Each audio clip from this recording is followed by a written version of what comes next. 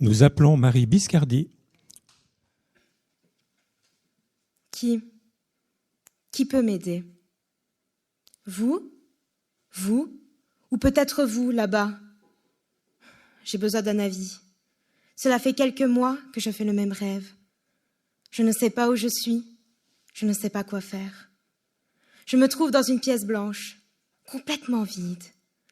Malgré ce grand espace, je me sens oppressée. Je me sens observée. Face à moi, 2 portes n'attendent qu'une seule chose, que j'ouvre l'une des 2. Hélas, je ne sais pas ce qui m'attend derrière. Il n'y a aucun panneau, aucune indication. La seule chose que je peux mentionner est le bourdonnement incessant des néons au plafond. Zzzz. Ce grésillement me rend folle. Cette situation occupe mon esprit depuis bien trop longtemps. J'ai l'impression d'être tombée dans un autre monde, un monde étrange, rempli d'énigmes sans réponse. Car la réponse, c'est moi qui dois la trouver. Une personne s'est trouvée dans la même situation que moi. Vous la connaissez tous. Elle s'appelle Alice. Pour passer la porte, elle avait sous la main cette petite potion qui lui permettait de devenir minuscule. Moi, je ne possède rien. Comparé à elle, rien ni personne ne peut m'orienter dans mon choix. Il n'y a ni chapelier fou, ni chat du Cheshire pour me montrer le chemin. Je ne suis pas Alice au pays des merveilles, mais Marie, au pays des horreurs, des incertitudes, des décisions à prendre.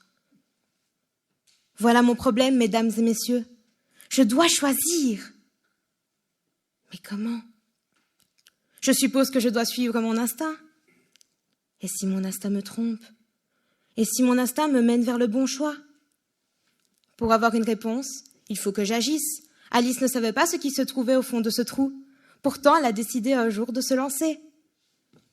Peut-être que je dois confier cet ultimatum au hasard. Instinct, hasard, destinée, destin. Ce sentiment me rend folle.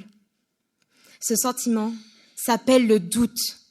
Tout le monde a déjà douté, ne serait-ce qu'une seule fois dans sa vie, pour des choses qui n'ont pas vraiment d'importance, mais aussi pour celles qui définiront notre avenir.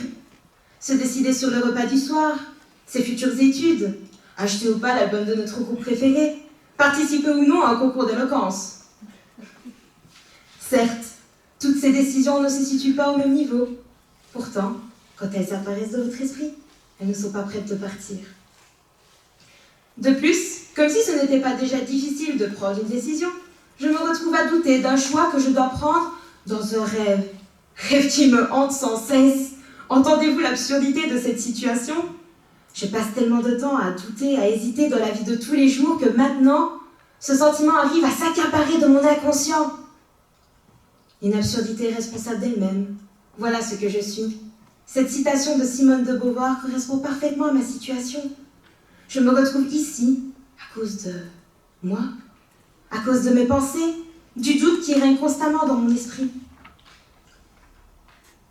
Je me pose tout de même une question. Galilée a dit un jour la phrase suivante. Le doute est père de la création. Alors, est-ce que cela en vaut la peine? Devons-nous douter afin de créer toutes sortes de choses durant notre vie?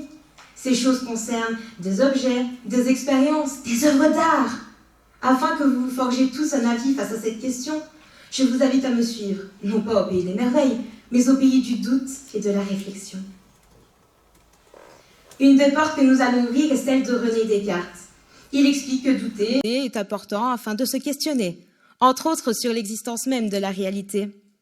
Pour lui, il est important de prendre du recul et d'observer la vie sous un autre angle. C'est la méthode du doute. Grâce à sa théorie, il va essayer de prouver que l'on peut douter de tout, mais pas du doute. Comme il explique « je pense donc je suis », la personne qui va douter sera le sujet « je ». Alors, si la personne qui doute existe, ses pensées également. Qu'a voulu-t-il dire dans sa théorie? Est-ce que par une phrase, nous pouvons déclarer que l'être humain existe? Une phrase qui a été elle-même inventée, imaginée par un autre être humain. Donc, pouvons-nous en conclure que l'être humain est persuadé d'exister car il a mis au point une phrase qui prouve qu'il existe? Ouf, bref, laissons tomber. Vous vous ferez votre propre avis sur le point de vue de Descartes. La porte qui suit concerne la création. Dans le domaine de l'art, il existe plein de courants différents. Du réalisme que l'on peut observer dans de nombreuses peintures de Gustave Courbet, mais aussi des styles complètement opposés. L'invention de nouvelles formes, de nouveaux mélanges de couleurs, comme le faisait Georgia O'Keeffe, des autoportraits assez abstraits de Frida Kahlo. Finalement, chaque œuvre a failli être complètement différente si l'artiste avait fait un autre choix, s'il avait écouté uniquement les avis négatifs à propos de ses réalisations. Le syndrome de l'imposteur a mené souvent au doute et à la remise en question. Ah, ce sentiment d'être toujours le problème, de ne jamais faire assez. Penser qu'on a un bon à rien, un peintre sans pinceau ou un écrivain sans plume. Beaucoup d'artistes sont passés par là. Je pense à Edmond Rostand, le célèbre dramaturge de Cyrano de Bergerac. Ses œuvres qui ont précédé son futur chef-d'œuvre étaient moquées, détestées par plusieurs dramaturges. Et puis un jour, l'aspiration est apparue. Il a osé se lancer malgré le doute et la peur de décevoir son public. Cette tragique histoire d'amour a fait rêver le monde entier. Mais qu'est-ce que rêver? Comment fait-on pour s'épanouir dans un monde si loin du nôtre? Comment Alice a-t-elle pu profiter de son expédition au pays des merveilles alors qu'elle doutait de son existence? Depuis le début, elle pensait rêver. Qu'en pensez-vous, mesdames et messieurs? Était-ce un rêve ou bien un monde qui permet à nos rêves de prendre vie? Enfin, revenons à la question initiale à présent. Peut-être qu'il n'y a pas réellement de réponse face à cette question. Oui, le doute est utile. Il peut être bénéfique, mais aussi néfaste. Tout le monde a sa propre relation avec le doute, selon son expérience. On peut le chérir ou le haïr. Mais il y a tout de même une chose qu'il ne faut pas nier. Le doute entraîne la création. Malgré cette peur, cette crainte de décevoir son public, ces artistes ont créé. Ils ont laissé leurs traces sur Terre. Le problème est que je ne suis ni Descartes, ni un artiste. Je suis juste une personne qui doit faire un choix vite. Sinon, je vais être en retard. En retard vis-à-vis de quoi? Eh bien, il faut bien que je découvre ce qui m'attend derrière l'une de ces portes. Elles sont si mystérieuses alors qu'elles ressemblent à toutes les portes que j'ai pu croiser tout au long de ma vie. Vous voulez que je vous dise? Elles me font peur.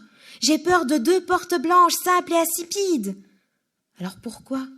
Pourquoi me donne-t-elle la pression que ma vie est en jeu? Ce n'est qu'un rêve après tout. Je peux essayer de prendre le contrôle sur moi-même. Je dois m'enfuir de ce rêve.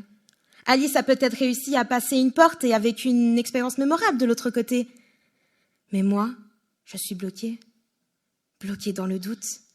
Je doute de mon rêve. Je doute de mon futur choix. Je doute de moi.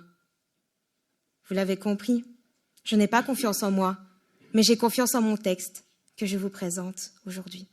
Merci.